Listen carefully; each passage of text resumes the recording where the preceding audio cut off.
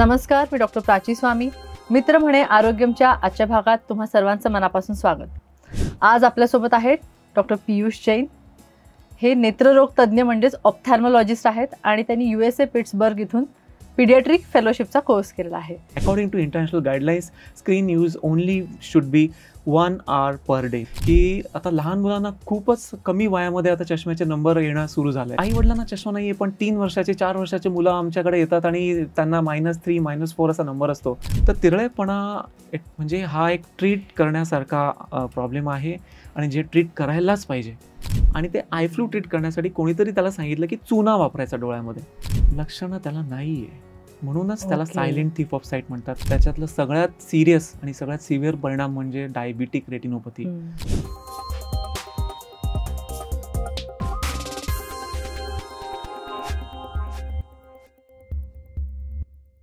तर तुमचं स्वागत आहे डॉक्टर. थँक्यू. नमस्कार सगळ्यांना. हां, तर मला सगळ्यात मोठा आणि पहिला प्रश्न तुम्हाला हा विचारायचा आहे की सध्या लहान मुलांमध्ये सगळ्यांनाच ऑलमोस्ट चष्मे लागत आहेत आणि जो स्क्रीन टाईम खूप वाढतोय, मोबाईल पाहणं किंवा दुसऱ्या कोणत्याही डिव्हाइसेसवर, तर त्याबद्दल तुमचा काय अनुभव आहे?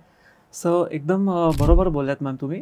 आजकाल आपण बघतोय की हे डिजिटल एज आहे आणि आज जे स्क्रीन यूज आहे ते आता मोबाईलच्या फॉर्ममध्ये म्हणा किंवा आयपॅड और लॅपटॉपच्या फॉर्ममध्ये म्हणा की हा स्क्रीन यूज खूप वाढलेला आहे. आणि याच्यामुळे एक एपिडेमिक एक सुरू झालेलं आहे भारतामध्ये की आता लहान मुलांना खूपच कमी वयामध्ये आता चष्म्याचे नंबर येणं सुरू झालं आहे.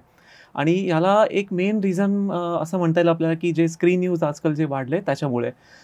आधी म्हणजे हे जे एपिडेमिक हे ऑलरेडी सिंगापूर आणि चायनामध्ये हे ऑलरेडी म्हणजे 10 पैकी तिथे 7-8 असं लहान मुलांना चष्मा असतो.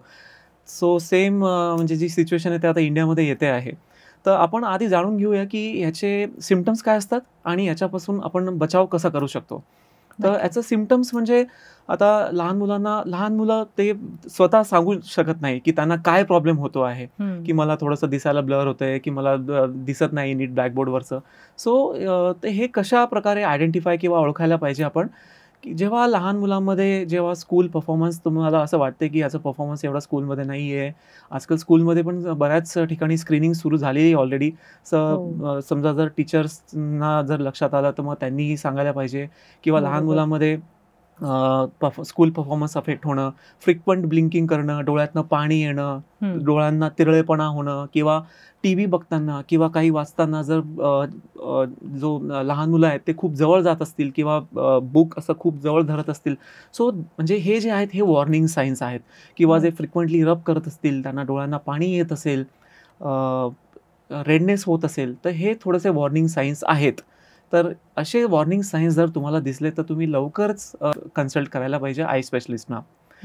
आता हे वॉर्निंग साईन्स समजा जर तुम्हाला दिसले आणि समजा तुम्ही चेकअपला घेऊन गेलात तर आणि चेकअप नंतर जर समजा तुम्हाला असं वाटलं की चष्मा आहे आणि डॉक्टरनी समजा तुम्हाला सल्ला दिला की चष्मा आता हे वापरायला लागणार आहे, तर प्लीज ते लाईटली घेऊ नका. कारण हे चष्मा वापरल्याने फायदाच होणार असतो मुलांना. कारण त्यांची विजन इम्प्रूव्ह होईल, म्हणजे त्यांना दिसायला क्लिअर होईल, त्यांचा परफॉर्मन्स, त्यांचे overall development, social development, educational development, या सगळ्या गोष्टींसाठी त्यांना विजन क्लिअर असणं खूप महत्त्वाचं असतं. कारण 90% त्यांचं जे डेव्हलपमेंट आहे किंवा जे लर्निंग होतं ना ते डोळ्यांच्या मार्फत होतं. म्हणून जर चष्मा आलाय तर चष्मा वापरा, रेग्युलरली चेकअप करत राहा आणि प्लीज स्क्रीन यूज जेवढं कमी करता येईल तेवढं कमी करायचं. According to international guidelines screen use only should be 1 hour per day. म्हणजे 1 तास दिवसातनं फक्त स्क्रीन वापरायला पाहिजे. खूपच कमी झालं असं वाटत नाहीये का? कारण 1 तास म्हणजे आता मुलांचं तर त्यांना आपण लिमिट घालू शकतो, पण मोठ्यांना सुद्धा हा एक मोठं चॅलेंज आहे. कारण दिवसभर लॅपटॉपवर वर्क फ्रॉम होम ह्या कॉन्सेप्टमध्ये ब्रेक घेणं इम्पॉसिबल आहे. तर ते आपल्याला कसं हे करता येईल, मॅनेज करता येईल? तर थोडंसं जेवढं आता अभ्यासापुरतं जेवढं आता नेसेसरी आहे किंवा जेवढं तुम्हाला अभ्यासापुरतं स्क्रीन यूज करायची आहे तेवढं तुम्ही करू शकतात. पण याच्या शिवाय तुम्हाला आउटडोर एक्सपोजर पण हवा आहे. म्हणजे हम्म. प्लीज तुम्ही जरी स्क्रीन यूज करतायत अभ्यासापुरतं, तरी प्लीज तुम्ही बाहेर जा, बाहेर खेळा, थोडंसं सनलाईट एक्सपोजर असू द्या.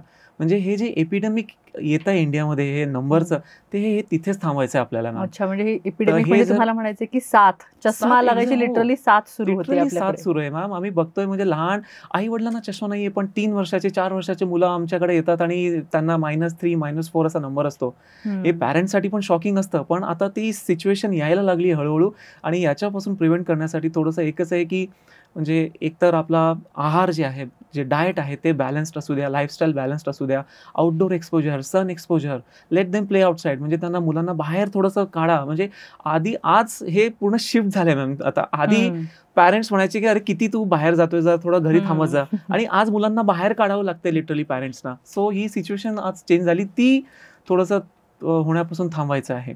आणि आपण एक डिजिटल आय स्ट्रेन आहे त्याच्याबद्दल पण बोलूया. पण आधी याच्याबद्दल हे जे लहान मुलांचे जे विकार आहेत त्याच्याबद्दल आपण आधी संपूया. नक्की नक्की. तर चष्म्याचा नंबर असणं हा फक्त एक आजार किंवा एक विकार आहे डोळ्यांचा लहान मुलांमध्ये. बरोबर. बाकीचे विकार जर म्हणायचं म्हटलं तर एक लेझी आय होऊ शकतं लहान मुलांना. लेझी आय होण्याचे कारण पण तेच आहे की चष्म्याचा लेझी नंबर. आय म्हणजे नेमकं काय होतं? लेझी आयमध्ये जी डोळ्याची नजर असते ती नजर कमी होऊन जाते. आणि लेझी आयला जर आपण टाइमली ट्रीटमेंट नाही केली तर ही परमनंट असू शकतं. म्हणजे परमनंटली डोळ्याची नजर ही कमी राहते. पण मग लेझी आय आणि चष्मा लागणं ह्यामध्ये फरक काय झाला? ते कसं लेझी ओळखायचं? हां. तर लेझी आय म्हणजे काय? कारण brain and eyes don't work together. म्हणजे आईजकडून जे सिग्नल ब्रेनपर्यंत पोहोचायला पाहिजे ते पोहोचत नाही. आणि त्याला अच्छा. रिझन्स म्हणजे एकतर चष्म्याचा नंबर असणं आणि चष्मा न वापरणं, दुसरं म्हणजे तिरळेपणा आणि मोतीबिंदू. हे काही रिझन्स आहेत लेझी आयचे. तर जर लेझी आय असेल तर त्याच्यासाठी पण टाईमली ट्रीटमेंट जर घेतली तर हे लेझी आय ट्रीट होऊ शकतं. तर टाईमली ट्रीटमेंट म्हणजे एकतर रेग्युलरली चेकअप करत राहायचं. जर चष्मा असेल तर चष्मा रेग्युलरली वापरायचं. जर तिरळेपणा असेल तर त्याचा व्यवस्थित उपचार करून घ्यायचे आणि जर जे काही प्रॉब्लेम्स आहेत ते त्याचं ट्रीटमेंट घ्यायचं. आणि लेझी आयसाठी 2-3 थेरपीज अजून आहेत. तर सगळ्यात त्याच्यात महत्त्वाची थेरपी असते चष्मा नंतर पॅचिंग. समजा जर असं वाटलं की एका डोळ्याची नजर कमी आहे तर ती ट्रीट करण्यासाठी मग आपण पॅचिंग सुरू करू शकतो की त्यांनी नजर ही इम्प्रूव्ह होऊ शकते पॅचिंगमुळे. अच्छा. तर आता तुम्ही हे स्क्रीनिंगबद्दल बोललात आणि हे जसं की साथ सुरू झाली आहे चष्म्याची पण. तर साधारणपणे किती दिवसांनी लहान मुलांनी डोळ्यांचं चेकअप करून घ्यावं? लहान मुलांमध्ये मॅम पहिलं चेकअप जे आहे ते व्हायला पाहिजे 6 महिन्याच्या एजमध्ये. एवढ्या लहानपणी? हो. कारण कारण असं की 6 महिन्याच्या एजमध्ये जर काही प्रॉब्लेम्स आहेत जे बाय बर्थ असू शकतात. लाइक कंजेनिटल कॅटरॅक्ट म्हणजे लहानपणापासूनच कॅटरॅक्ट असू शकतं. जर मोतीबिंदू. बेबी मोतीबिंदू होऊ शकतो. जर बेबी प्रीमॅच्युअर आहे तर there is something called as retinopathy of prematurity. म्हणजे एक अच्छा. रेटिनोपॅथी ऑफ प्रीमॅच्युरिटी म्हणून हा एक आजार आहे डोळ्यांचा जो प्रीमॅच्युअर बेबीजमध्ये असू शकतो. अच्छा, म्हणजे डोळ्याच्या आतल्या दृष्टिपटलाच्या भागाचा जो काही प्रॉब्लेम होतो येस. तो. तर त्याला आपण रेटिना म्हणतो मेडिकल टर्ममध्ये बरोबर. किंवा दृष्टिपटल म्हणू शकतो. तर त्याच्या जर प्रीमॅच्युअर बेबीज आहेत तर त्याच्यामध्ये ते डेव्हलपमेंट होत नाही आणि त्याच्यामुळे ते प्रॉब्लेम्स होऊ शकतात रेटिनामध्ये. त्याला म्हणतात रेटिनोपॅथी ऑफ प्रीमॅच्युरिटी. सो हे जर काही आजार आहे काही बेबीजना जी टिअर डक्ट असते ती टिअर डक्ट पण ब्लॉक असू शकते. हो. त्याच्यामुळे जे कंटिन्युअस वॉटरिंग होऊ शकतं डोळ्यांना. तर हे सगळे जे काही प्रॉब्लेम्स आहेत जे अगदी लहान बच्चूजमध्ये किंवा लहान बेबीजमध्ये असू शकतात ते जर लवकर डिटेक्ट आलं आणि त्याचं जर टाईमली आपण ट्रीटमेंट केलं तर पुढे हे सगळे प्रॉब्लेम्स होत नाही. अच्छा. म्हणून first checkup should be at the age of 6 months. म्हणजे पहिलं जे चेकअप आहे ते 6 महिन्याच्या एजमध्ये व्हायला पाहिजे. सेकंड चेकअप जे आहे दुसरं जे चेकअप आहे ते 3 वर्षाच्या एजमध्ये व्हायला पाहिजे. त्याच्यानंतर मग मुलं जेव्हा फर्स्ट ग्रेडमध्ये जातात किंवा फर्स्ट डिव्हिजनमध्ये जातात तेव्हा एकदा चेकअप व्हायला पाहिजे आणि त्याच्यानंतर मग इयरली चेकअप होत राहिला पाहिजे. ह्याच्या व्यतिरिक्त आणखीन एक कन्सेप्ट खूप मोठ्या प्रमाणावर चालू आहे की जसं होम थिएटर असतं घरी. तर तशा पद्धतीचं बरंच काही करायचं लहान मुलं प्रयत्न करतात. म्हणजे सगळी रूम अंधारी करायची आणि मग ती डिव्हाइस बघायची किंवा होम थिएटरमध्ये पण आपण टीव्ही पाहतो मोठ्या स्क्रीनवर. पण सगळं अगदी अंधार केलेलं असतं. तर ह्याचा काही दुष्परिणाम होतो का डोळ्यांवर? हो, अंधारात स्क्रीन यूज केल्यामुळे बरेच दुष्परिणाम होऊ शकतात. एक त्याचं नाव आहे computer vision syndrome or digital I strain. तर म्हणून हे स्क्रीन यूज करताना जर तुम्ही स्पेशली रात्री जर स्क्रीन यूज करतायत तर room light should be ambient. म्हणजे एक प्रॉपर रूम लाईट असायला पाहिजे. पूर्णपणे अंधार करून हे बघणं खूप चुकीचं आहे. तर जे लाइटिंग आहे ती ॲम्बियंट असायला पाहिजे. ॲम्बियंट म्हणजे नेमकी कशी असावी? ॲम्बियंट म्हणजे not very bright and not very dark also. एक अच्छा. मीडियम लेव्हलची लाइटिंग असायला पाहिजे. नंतर बऱ्याच आजकाल स्क्रीनमध्ये नाईट मोड असतो. ते हम्म, नाईट मोड तुम्ही यूज करू शकतात, की जेणेकरून जे ब्लू लाईट आहे ते ब्लू लाईट हार्मफुल असतं डोळ्यांसाठी. तर ते ब्लू लाईट त्याच्यामध्ये कट होतं नाईट मोडमध्ये. तर ते नाईट मोड यूज करू शकता तुम्ही. आणि जे काही फॉन्ट आहे, जे काही ब्राईटनेस आहे ते पण ॲडिक्वेट असायला हवी. म्हणजे ब्राईटनेस कमी असायला हवा स्क्रीनचा. Medium, not very Medium. Bright and not very dark. अच्छा अच्छा. आणि मग ह्यामध्ये एवढ्या सगळ्या प्रिकॉशन घेऊन सुद्धा टाइम लिमिट करणं स्क्रीनचा हे खूप मोठं चॅलेंज आहे. तर मग आणखीन काही प्रोटेक्शन गिअर्स किंवा काय डिव्हाइसेस आपल्याला यूज करता येतील? Yes ma'am. सो आता इथे आपण थोडंसं डिजिटल आय स्ट्रेनबद्दल बोलूया, किंवा कम्प्युटर विजन सिंड्रोम.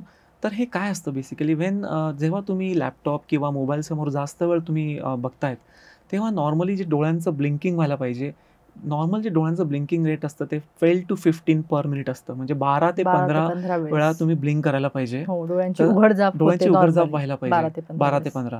म्हणजे त्यांनी ते जे टिअर फिल्म असतं ते पण इव्हनली स्प्रेड होतं आणि हम्म. ड्रायनेस कमी होतं. हम्म. पण जेव्हा तुम्ही लॅपटॉप किंवा स्क्रीन समोर काम करतायत तर हे ब्लिंक रेट होतं 2 ते 3 पर मिनिट. अरे बापरे, इतकं हां. कमी? तर हे ब्लिंकिंग हे कमी झाल्यामुळे मग बाकीचे प्रॉब्लेम्स सुरू होतात. बाकीचे प्रॉब्लेम्स म्हणजे मग स्ट्रेन यायला लागतं डोळ्यांना, ड्रायनेस होतं, इरिटेशन होतं. त्याच्यामुळे रिफ्लेक्स वॉटरिंग होऊ शकतं, ब्लरिंग होतं कधी-कधी. बऱ्याचदा हेडेक वगैरे पण होऊ शकतं. डोळ्यांना थकवा आल्यासारखा वाटतो, आय फटीग जे आपण म्हणतो. फटीग तर खूप Yes. कॉमन आहे. सर ह्या सगळ्यांचं प्रॉब्लेम म्हणजे त्यांचं मिळूनच एक नाव आहे डिजिटल आय स्ट्रेन किंवा कॉम्प्युटर विजन सिंड्रोम. हा, म्हणजे तर डोळ्यांवर याच्या- येणारा ताण बेसिकली त्या हो. स्क्रीनमुळे जो काही स्क्रीनमुळे जे ताण, डोळ्यांना रेडनेस, हार्म होऊ शकतं. लाल जे होतात डोळे, येस ते येस सगळं. येस. तर त्याच्यापासून आपण कसं म्हणजे प्रिव्हेंट करू शकतो? हम्म. तर एक आहे की तुम्ही फ्रिक्वेंटली ब्लिंक करा काम करत असताना. ते म्हणजे सबकॉन्शियसली, म्हणजे तुम्हाला ते एकदम कॉन्शियस होऊन तुम्हाला की नाही मला ब्लिंक करायचं ते जर तुम्ही डोक्यात ठेवलं तरच तुमचं ब्लिंकिंग होणार ते. हो. सो फ्रिक्वेंटली ब्लिंक करत राहायचं आहे. एक रूल फॉलो करायचा आहे तुम्हाला, 20-20 रूल. अच्छा. म्हणजे जेव्हा तुम्ही काम करतायत स्क्रीन समोर, दर 20 मिनिटांनी एक 20 सेकंदाचं तुम्हाला ब्रेक घ्यायचं आहे आणि अशा वस्तूकडे बघायचं जी ॲटलिस्ट 20 फीट तुमच्यापासून आहे. ओके. तर म्हणजे डोळ्यांना थोडंसं बेसिकली रिलॅक्स करायचं आहे. तुमचे जे डोळ्यांचे स्नायू आहेत, जे थकलेले आहेत स्क्रीन समोर बघल्यामुळे, त्यांना थोडंसं रिलॅक्स करायचं आहे. ते रिलॅक्स कधी होणार? जेव्हा तुम्ही ते स्क्रीन सोडून थोडंसं दूर बघणार. तर ही एक रूल फॉलो करायचं आहे तुम्हाला. त्याच्यानंतर आजकाल एक प्रोटेक्टिव्ह ग्लासेस मिळत आहेत मार्केटमध्ये, ज्याला बरेच नावं आहेत. ब्लू कट आहे, देन अँटी ग्लेअर और अँटी रिफ्लेक्टिव्ह. सो हे प्रोटेक्टिव्ह ग्लासेस तुम्ही स्क्रीन समोर असताना यूज करू शकतात. आर्टिफिशियल टिअर्स म्हणजे असे ड्रॉप्स आहेत अवेलेबल की ज्यांनी तुम्हाला जे ड्रायनेस होत आहे त्याच्यापासून तुम्ही डोळ्यांना वाचवू शकतात. तर हे आर्टिफिशियल टिअर्स पण तुम्ही डॉक्टरांच्या सल्ल्याने किंवा तुम्ही स्वतःहून यूज करू शकतात. सो आणि ब्रेक घेत राहायचं आहे. आणि म्हणजे मी जे आधी जसं बोललो की bigger the screen better it is. म्हणजे स्क्रीन जेवढी मोठी आहे तेवढं ताण डोळ्यावर थोडंसं कमी येणार. हां. तर मोबाईलपेक्षा जर तुम्ही लॅपटॉप असेल तर लॅपटॉपला प्रिफर करा. म्हणजे जे काम तुम्ही मोबाईलवर करताय ते जर तुम्ही लॅपटॉपवर करू शकत असाल तर ते लॅपटॉपवर करा. आणि जे डिस्टन्स असायला पाहिजे ते एक आर्म्स लेंथ असायला पाहिजे. म्हणजे जे एकदम खूप जवळ नसायला नको. जे स्क्रीन आहे, जे मोबाईल, लॅपटॉप, ते थोडंसं आर्म्स लेंथवरती ठेवायला. साधारण 1 फूट किंवा 1.5 फूट तरी कमीत कमी डिस्टन्स असावं त्या स्क्रीन असायला मधलं. पाहिजे. आता तुम्ही आर्टिफिशियल टिअर्स बद्दल बोलला. आता ते कन्सल्टेशननी घ्यावेत हे तर बरोबर आहे, पण हे लहान मुलांसाठी पण यूज करतात का आर्टिफिशियल टिअर्स? करू शकतो लहान मुलांसाठी पण हे विदाउट कन्सल्टेशन थोडंसं अवॉइड केलेलं बरं असतं. जर लहान मुलांना तेवढं सिव्हिअर जर ड्रायनेस आहे तर डेफिनेटली यूज करायला पाहिजे, पण ते डॉक्टरांच्या सल्ल्यानंतरच. आता हे तर झाला एक भाग हा की स्क्रीन यूज किंवा त्याचा यूज, पण त्याच्या व्यतिरिक्त सुद्धा 10वी-12वीची हे जी स्टुडंट आहेत, ही मुलं आहेत, ह्यांना रीडिंगला पण खूप मोठा टाईम द्यावा लागतो. कॉन्स्टंटली ते पुस्तकं वाचत राहतात. तर त्यांच्यासाठी काही उपाययोजना किंवा त्याचा कसा ॲक्च्युली स्ट्रेन होतोय त्यांच्या डोळ्यांना? बेसिकली मॅम याच्यामध्ये पण कन्सेप्ट सेमच आहे. रीडिंग जरी तुम्ही करत असाल ना तरी तुम्हाला सेम मध्ये थोडंसं ब्रेक घ्यायचं आहे, थोडं दूर बघायचं आहे, थोडं डोळ्यांना रिलॅक्स करण्यासाठी. आणि ब्लिंक करत राहायचं आहे तुम्हाला मध्ये-मध्ये आणि बेसिकली तुमचा जो आहार आहे तो बॅलन्स्ड असायला पाहिजे. वॉटर इंटेक तुमचं बॅलन्स्ड असायला पाहिजे. म्हणजे वॉटर इंटेक पण जे जर तुमचं कमी आहे तर त्याच्यामुळे पण ड्रायनेस आणखी सिव्हिअर होतं किंवा अजून वाढतं. सो म्हणजे तुमचं जे डाएट आहे ते थोडंसं तुम्ही plant based diet which is fruits वगैरे आहे त्याच्यामध्ये ते इन्क्लूड करा. देन ग्रीन व्हेजिटेबल्स तुम्ही त्याच्यामध्ये इन्क्लूड करा. फायबर आणि वॉटर इंटेक. तर हे सगळे प्रिकॉशन्स घेऊ शकता. म्हणजे फळं, हिरव्या भाज्या आणि पाण्याचा इंटेक अगदी, पण अगदी अगदी. रेग्युलर आणि व्यवस्थित व्हायला येस, पाहिजे. येस. आता एकदा जर चष्मा लागला तर तो परमनंटच लागतो का? की असं काही असतं की कमी नंबर असेल तर आपण काही एक्सरसाइज किंवा काही गोष्टी रिमेडीज वापरून तो चष्म्याचा नंबर जाऊ शकतो, असं काही आहे का? येस. सो आता चष्म्याचे जे नंबर असतात मॅम त्याचे मेनली 3 टाइप्स आहेत. एक असतं शॉर्ट साइटेडनेस म्हणजे जवळचं दिसतं पण लांबचं दिसत नाही. दिसत त्याला नाही. मायोपिया म्हणतो आम्ही मेडिकल टर्ममध्ये आणि त्याच्यामध्ये मायनस नंबर लागतं. एक असतं लॉंग साइटेडनेस म्हणजे लांबचं दिसतं पण जवळचं दिसत नाही. है ना? तर त्याच्यामध्ये प्लस नंबर लागतो. आणि एक असतं प्रेस बायोपिया म्हणजे 40 नंतर आपण बघतो की जे लोक रिडिंगचे चष्मे लागतात त्याला प्रेस बायोपिया. सो रफली हे 3 टाइप्सचे नंबर असतात लोकांना. तर त्याच्यामध्ये जे शॉर्ट साइटेडनेस आहे म्हणजे जे मायोपिया आहे ज्याच्यामध्ये मायनस नंबर असतं ते मायनस नंबर युज्युअली कमी होत नाही आणि ते एज प्रमाणे ते वाढू शकतं किंवा जेव्हा हाईट वाढते मुलांची तर हाईट प्रमाणे ते मायनस नंबर वाढू शकतो. प्लस जर पॅरेंट्सना चष्मा आहे तर लहान मुलांना येण्याची रिस्क थोडीशी जास्त असते. तर मायनस नंबर हे वाढतं म्हणून मायनस नंबर असणाऱ्यांनी जास्त काळजी घ्यायला पाहिजे. ज्या आपण आधी डिस्कस केले जे प्रिव्हेंटिव्ह मेजर्स की थोडंसं आउटडोर एक्सपोजर, सनलाईट एक्सपोजर, लेस स्क्रीन टाईम हे सगळे प्रिकॉशन्स त्यांनी जास्त घ्यायला पाहिजे. जे लॉंग साइटेडनेस आहे म्हणजे ज्यांना प्लस नंबर आहे ते प्लस नंबर कमी होऊ शकतो. म्हणजे जसं जसं एज वाढेल, हाईट वाढते लहान मुलांमध्ये तर ते प्लस नंबर थोडंसं कमी होऊ शकतं. अजून एक लहान मुलांचा प्रॉब्लेम मी डिस्कस करायचं राहिलं आपलं ते जे आहे तिरळेपणा. बरोबर. तिरळेपणा पण हा एक खूप कॉमन प्रॉब्लेम आहे लहान मुलांमध्ये आणि तिरळेपणा आधी बऱ्याचदा म्हणजे बऱ्याच लोकांचे मिसकन्सेप्शन्स होते आधी की तिरळेपणा हे म्हणजे जे लकी असतात त्यांचे डोळे तिरळे असतात किंवा हे म्हणजे गॉड गिफ्ट आहे त्याला काही करू नये, त्याला ट्रीटमेंटची पण गरज नसते. हे बरेच मिसकन्सेप्शन्स आधी होते. तर तिरळेपणा म्हणजे हा एक ट्रीट करण्यासारखा प्रॉब्लेम आहे आणि जे ट्रीट करायलाच पाहिजे. कारण तिरळेपणामुळे बऱ्याचदा लेझी आय आपण जे डिस्कस केलं लेझी आय होण्याची रिस्क असते. लहान मुलांचं 3D विजन जे असतं जे डेप्थ परसेप्शन जे होतं ते डेप्थ परसेप्शन डेव्हलप होत नाही. त्यांचं व्हिज्युअल डेव्हलपमेंट कंप्लीट होत नाही तिरळेपणामुळे. तर म्हणून तिरळेपणाची ट्रीटमेंट खूप खूप आवश्यक आहे आणि ही ट्रीटमेंट असते in the form of glasses or exercises or surgery. तर हे आपण चष्म्यानी काही केसेसमध्ये चष्म्यानी तिरळेपणा बरा होऊ शकतो. काही केसेसमध्ये एक्सरसाइजनी हेल्प होऊ शकते आणि काही केसेसमध्ये सर्जरीनी पण ते आपण बरे करू शकतो. आता तुम्ही एक्सरसाइजेस बद्दल बोललात तर हे जे डोळ्याचे एक्सरसाइज आहेत हे चष्मा लागल्यावर किंवा तिरळेपणा असल्यावरच करायचे की असंही नॉर्मली पण आपण रुटीनमध्ये ते करू शकतो आणि ते कोणते एक्सरसाइजेस आहेत? रुटीनमध्ये एक्सरसाइजेसची गरज नाही आहे डोळ्यांची आणि एक्सरसाइज म्हटलं म्हणजे हेच आहे की दॅट 20-20 रूल म्हणजे 20 मिनिटांनी ब्रेक घ्यायचं, दूर बघायचं, then again back to work. So exercise म्हणजे हीच आहे. पण हे रुटीन केसेसमध्ये युज्युअली गरज नसते एक्सरसाइजेसची. हां, जर तुम्हाला काही मसल विकनेस आहे डोळ्यांना एक आमच्या मेडिकल टर्ममध्ये एक टर्म आहे कॉन्व्हर्जन्स इन्सफिशियन्सी. तर असे काही समजा जर तुम्हाला विकनेस आहे डोळ्यांचे किंवा दुसरे काही आजार आहे आणि डॉक्टरांनी तुम्हाला सजेस्ट केलं आहे तर अशाच केसेसमध्ये फक्त एक्सरसाइजेस आर हेल्पफुल. आता सर्जिकल ट्रीटमेंटबद्दल आपण थोडंसं बोलूया. आता चष्मा लागल्यानंतर लॅसिक म्हणून जी सर्जरी करतात ज्यांनी चष्म्याचा नंबर घालवता येतो असं म्हणतात. तर ही सर्जरी कितपत इफेक्टिव्ह आहे किंवा बेनिफिशियल आहे? किती % रिझल्ट येतो त्याचा आणि किती दिवस राहतो तो इफेक्ट? हां, सर हा खूप छान प्रश्न विचारला मॅम तुम्ही आणि खूप म्हणजे याच्या व्यतिरिक्त नॉलेज बरंच कमी आहे. सो लेसिक जे आहे बेसिकली हे डोळ्यांचं एक प्रकारचं लेझर आहे की ज्याने आपण डोळ्यांचा नंबर हा घालवू शकतो. पण हे सगळ्यांना सुटेबल कधी-कधी नसतं. तर याच्यासाठी आधी एक स्कॅन करतात डोळ्यांचं. त्या स्कॅनमध्ये सगळे पॅरामीटर्स बघतात. डोळ्यांचं थिकनेस कसं आहे, कॉर्निया जे आहे बेसिकली हे जे ट्रीटमेंट होतं लेसिकचं हे कॉर्नियावरती असतं. जे डोळ्याचं बुबुळ आहे त्याच्यावरती हे लेझर ट्रीटमेंट होतं. सो वेदर म्हणजे जे कॉर्निया आहे ते कॉर्निया तुमचं थिकनेस तुमचं ॲडिक्वेट आहे का? त्याच्या कॉर्नियामध्ये दुसरे काही प्रॉब्लेम्स आहेत का, हे सगळं आपण आधी बघतो त्याच्यामध्ये. ते स्कॅन केल्यानंतर ते आपल्याला कळतं आणि त्याच्यानंतर आपण जे फिटनेस आहे ते डिसाईड करतो की वेदर सम पर्टिक्युलर पेशंट हे फिट आहेत की नाही आहे लेसिकसाठी. आणि जर फिट असेल तर मग हे खूप सेफ प्रोसिजर आहे. It is a very successful procedure आणि यांनी चष्माचा नंबर कम्प्लिटली पूर्णपणे जाऊ शकतो अँड इट्स अ परमनंट, म्हणजे हे परमनंटली जाऊ शकतो नंबर तुमचा. इंटरेस्टिंग. परमनंटली जातो, पण जसं तुम्ही म्हणलात की 40 नंतर जो प्रेस बायोपिया असतो तर त्यावेळेस पुन्हा चष्मा लागायचे चान्सेस असतात का त्यांना? येस. सो म्हणजे हा जो ज्यांना मायोपिक नंबर आहे, ज्यांना मायनस नंबर आहे किंवा ज्यांना आधी चष्माचा नंबर लागलाय त्यांचा नंबर हा पूर्णपणे जाईल. एक 40 पर्यंत तुम्हाला स्पेक्टेकल फ्री लाईफ मिळेल आणि 40 नंतर मग जो जवळचा नंबर आहे तो फक्त तुम्हाला तेवढा वापरावा लागेल. पण जो लांबचा नंबर आहे तो हा परमनंटली जाऊ शकतो.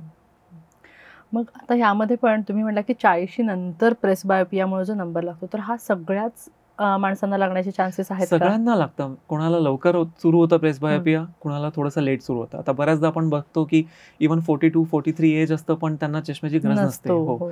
तर काही केसेसमध्ये हे थोडंसं लेट सुरू होतं आणि इव्हन आम्ही असे केसेस बघितले की इव्हन 35-36 इयर ओल्डमध्ये पण ते थोडंसं त्यांना डिफिकल्टी सुरू होते नियर विजनमध्ये. मग त्यांना पण कधी गरज पडू शकते. आय फ्लू जे म्हणते त्याला आपण म्हणतो की डोळे येणे, बरोबर? तर ती रांजणवाडी किंवा डोळे येणे आणि ह्याच्या व्यतिरिक्त अजून काही वेगळं आहे का ते? नाही, आय फ्लू म्हणजेच डोळे येणं आणि मेडिकलमध्ये त्याला टर्म आहे कंजंक्टिव्हायटिस. हा, अच्छा. सो रांजणवाडी हा एक वेगळा इन्फेक्शन आहे आणि आय फ्लू म्हणजे डोळे येणं किंवा कंजंक्टिव्हायटिस.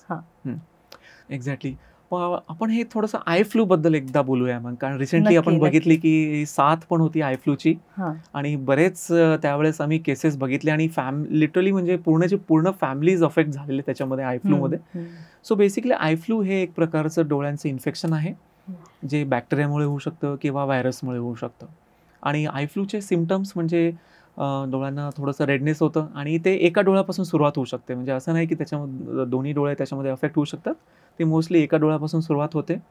मग त्याच्यामध्ये रेडनेस होतं, थोडंसं डोळ्यांना स्वेलिंग येतं, वॉटरिंग येतं आणि बऱ्याचदा ते व्हाईट डिस्चार्ज जे आपण म्युकस म्हणतो तसं डोळ्यातनं येणं. तर हे सगळे सिम्पटम्स बेसिकली आय फ्लूचे आहेत. आता आय फ्लूला ॲज सच म्हणजे असं काही प्रिव्हेंटिव्ह मेजर नाही आहे. तर प्रिव्हेन्शन म्हटलं तर फक्त एकच आपण करू शकतो की avoid contact with infected person. म्हणजे ज्यांना ऑलरेडी इन्फेक्शन झालंय त्यांच्यापासून तुम्ही थोडंसं डिस्टन्स मेंटेन करा. जेव्हा साथ सुरू आहे तेव्हा थोडंसं क्राऊडेड प्लेसेस तुम्ही अवॉइड करा. म्हणजे क्राऊडेड प्लेसेस म्हणजे मॉल्स झाले किंवा मल्टिप्लेक्सेस और स्विमिंग पूल्स, तर हे थोडंसं आपण अवॉइड करायला पाहिजे. आणि सगळ्यात महत्त्वाचं म्हणजे तुम्ही सेल्फ मेडिकेशन किंवा होम रेमेडीज हे तुम्ही अवॉइड करायला पाहिजे. तर आता तुमच्या क्लिनिकमधल्या काही इंटरेस्टिंग केसेस किंवा तुमचे अनुभव मला जाणून घ्यायला आवडेल. सो एक केस मी इथे शेअर करू इच्छितो की एक पेशंट आमच्याकडे आला आणि ही केम विथ म्हणजे तो जेव्हा आला तेव्हा डोळे पण उघडत नव्हते आणि त्याला सिव्हिअर पेन होत होतं, डोळे दुखत होते, खूप वॉटरिंग होत होतं डोळ्यातनं. आणि मग त्यांना विचारलं की हे काय झालंय, कधीपासून आहे? मग त्यांनी सांगितलं की डोळ्यांना आय फ्लू झालेला आणि ते आय फ्लू ट्रीट करण्यासाठी कोणीतरी त्याला सांगितलं की चुना वापरायचा डोळ्यामध्ये आणि लिटरली त्यांनी चुना डोळ्यामध्ये टाकलेला होता आणि त्याच्यामुळे ते सिव्हिअर इंजुरीज त्याला डोळ्यांना झालेली होती. त्याला तरी दिसत होतं का? मला त्यांना डोळेच ओपन करता येत नव्हते कारण एवढे सिरियस इंजुरी झालेली आतमध्ये, तर डोळेच ओपन होत नव्हते. मग ते आम्ही त्यांना घेतलं, थोडंसं फोर्सफुली डोळे ओपन करून वॉश दिलं. सगळे जे काही म्हणजे पार्टिकल्स होते आतमध्ये चुन्याचे ते सगळे वॉश केले.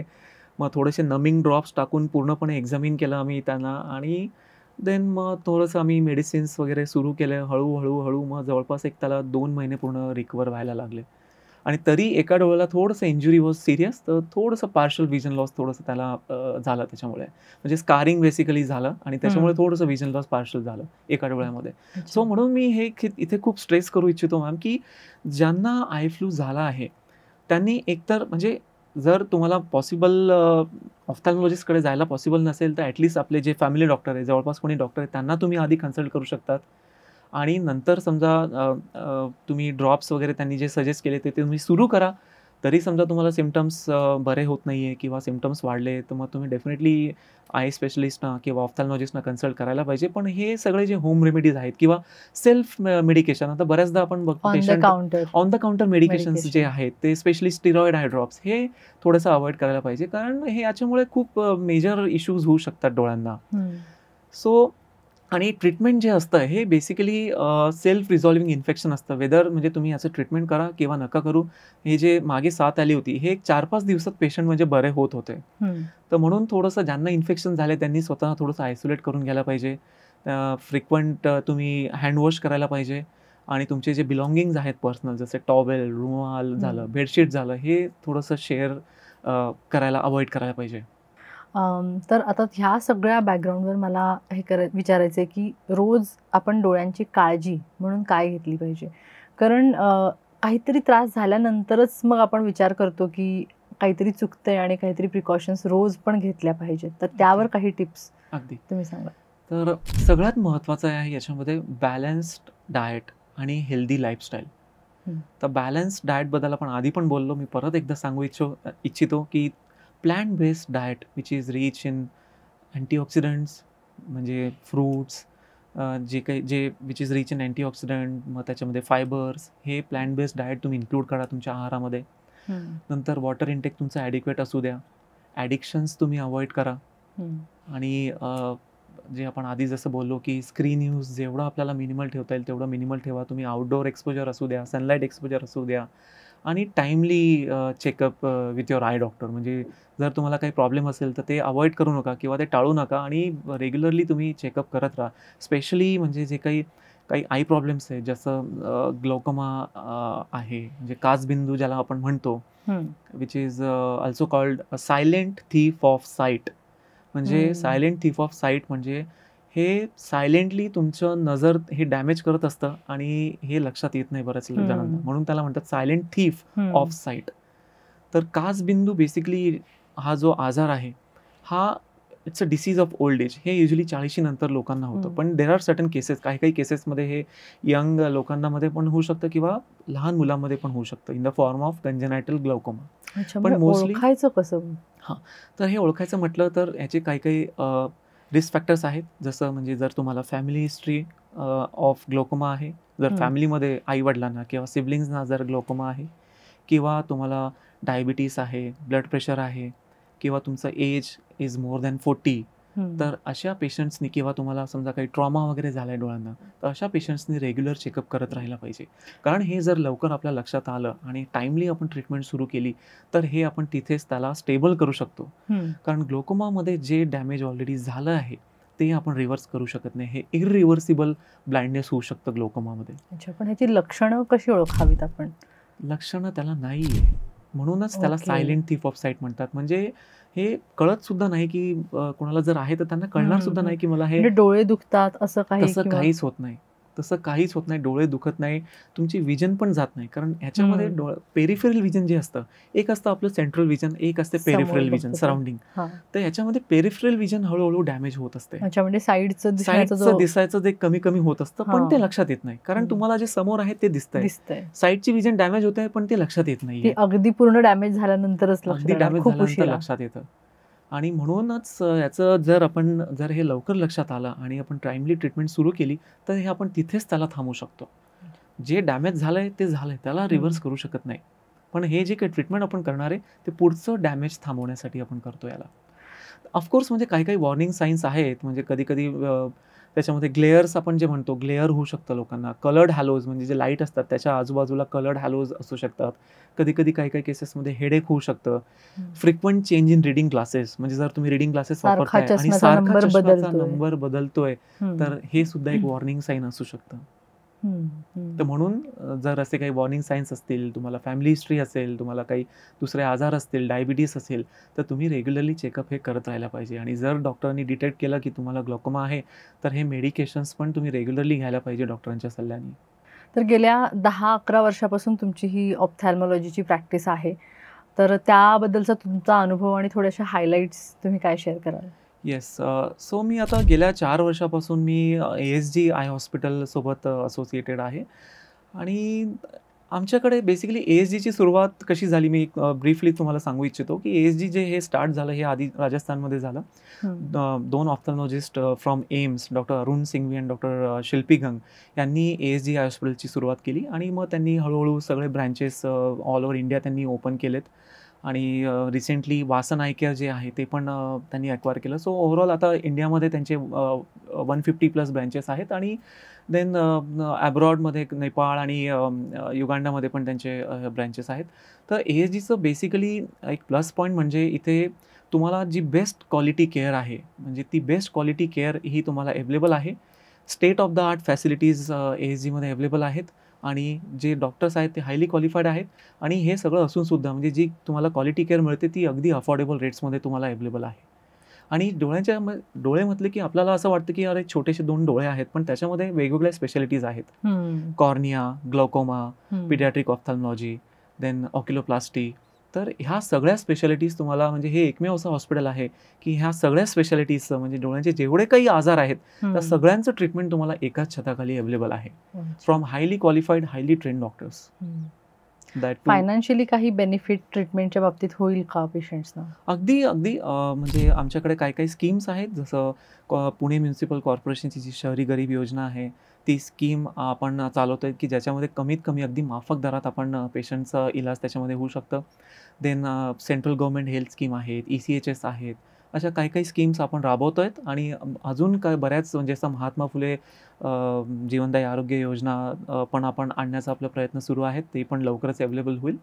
तर आता ओव्हरऑल सध्या ॲडल्ट्समध्ये किंवा मोठ्या माणसांमध्ये आणखीन काही ट्रेंडिंग आजार किंवा कंप्लेंट्स आहेत का? येस, एक खूप जास्त ट्रेंडिंग आजार आहे डायबिटिक रेटिनोपॅथी. आणि हे तुम्हाला पण माहिती असेल ma'am, India is a diabetic capital of the world. म्हणजे जेवढे डायबिटिक पेशंट्स इंडियामध्ये आहेत तेवढे वर्ल्डमध्ये कुठेच नाही. आणि डायबिटीसमुळे डोळ्यावर जे परिणाम होतात त्याच्यातलं सगळ्यात सिरियस आणि सगळ्यात सिव्हिअर परिणाम म्हणजे डायबिटिक रेटिनोपॅथी. याच्यामध्ये जे डोळ्यांचं मागचं पटल असतं, जो डोळ्यांचा मागचा पडदा असतो ज्याला आपण रेटिना म्हणतो, त्याच्यामध्ये सूज येणं, रक्तस्राव होणं, हे सगळे प्रॉब्लेम जे होतात त्यालाच म्हणतात डायबिटिक रेटिनोपॅथी. आणि जर हे लवकर आपण लक्षात आलं, लवकर डायग्नोज करून जर त्याचं ट्रीटमेंट केलं तर हे आपण विजन लॉस होण्यापासून याला वाचू शकतो. कारण इव्हन डायबिटीसमध्ये जे विजन लॉस होतं that can become permanent vision loss if not treated. जर आपण हे टाइमली त्याचं ट्रीटमेंट नाही केलं तर हे परमनंट विजन लॉसमध्ये कन्वर्ट होऊ शकतं. म्हणून आपल्याकडे असे जे काही रिसेंट टेक्निक्स आहेत, म्हणजे रिसेंट लेझर्स वी हॅव आपल्याकडे अवेलेबल आहेत ASGमध्ये, जे लेझर्स करून आपण डोळ्यांचं जे सूज आहे ते कमी करू शकतो. काही इंजेक्शन्स आपल्याकडे आहेत जे इंजेक्शन दिल्यानंतर त्या डायबिटिक रेटिनोपॅथीचं आपण ट्रीटमेंट व्यवस्थितपणे होऊ शकतं. सो म्हणून मला हे एक मी सांगू इच्छितो, मला एक मेसेज स्प्रेड करायची खूप इच्छा आहे की ज्यांना कोणाला डायबिटीस आहे त्यांनी please please please consult your I doctor आणि तुम्ही रेग्युलरली पण हे कन्सल्ट करत राहा, जे ॲज पर म्हणजे ॲडवाईस. रेग्युलरली म्हणजे किती ड्युरेशननी त्यांनी हे चेकअप स्क्रीनिंग केलं पाहिजे? कारण आता ब्लड चेकअप किंवा बाकी हार्ट डिझीजसाठी एक स्क्रीनिंग ठराविक एज नंतर आपण सुरू करतो, 1 in a year अशा पद्धतीनं. तसं ह्याचं कसं केलं? तर ज्यांना डायबिटीस आहे त्यांनी वर्षातून एकदा हे डोळ्यांचं comprehensive examination, dilated eye examination करायला पाहिजे. डायलेटेड म्हणजे ड्रॉप्स टाकून जे बाहुली आपण मोठी करून जे चेकअप करतो त्याला म्हणतात डायलेटेड आय एक्झामिनेशन. तर ज्यांना डायबिटीस आहे त्यांनी वर्षातून एकदा हे कॉम्प्रिहेन्सिव्ह आय एक्झामिनेशन करायला पाहिजे. आणि ज्यांना समजा काही प्रॉब्लेम डिटेक्ट झाला आहे डायबिटीसमुळे त्यांनी एव्हरी 6 मंथली हे चेकअप करत राहायला पाहिजे. आणि हाऊ अबाउट म्हणजे नॉन डायबेटिक लोकांसाठी स्क्रीनिंग ड्युरेशन काय राहील?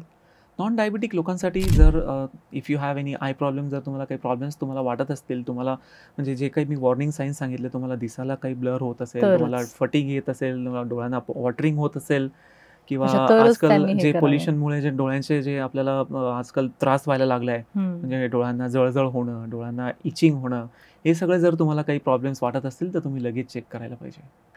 तर छान वाटलं तुम्ही आमच्या ह्या कार्यक्रमात सहभागी झालात. Thank you so much. आरोग्यमकडून तुम्हाला ही एक छोटीशी भेट. Thank you so much. Thank you so much. तर तुम्ही खूप छान माहिती सांगितली, अगदी डोळ्याच्या बेसिक काळजी घेण्यापासून ते डायबेटिक रेटिनोपॅथीपर्यंत. धन्यवाद डॉक्टर, तुम्ही आज इथे आलात आणि खूप महत्त्वाची माहिती आमच्यासोबत शेअर केली. मित्र म्हणे आरोग्यमध्ये आज आपण थांबूयात. 20-20-20 रूल नक्की फॉलो करा, म्हणजेच 20 मिनिटांनी 20 फूट अंतरावर 20 सेकंदासाठी पाहायला विसरू नका. त्यामुळं आपलेच डोळे निरोगी राहतील. तर यूट्यूब चॅनलला नक्की सबस्क्राईब करा, हा व्हिडिओ लाईक करा आणि तुमच्या फ्रेंड्ससोबत शेअर करा. धन्यवाद.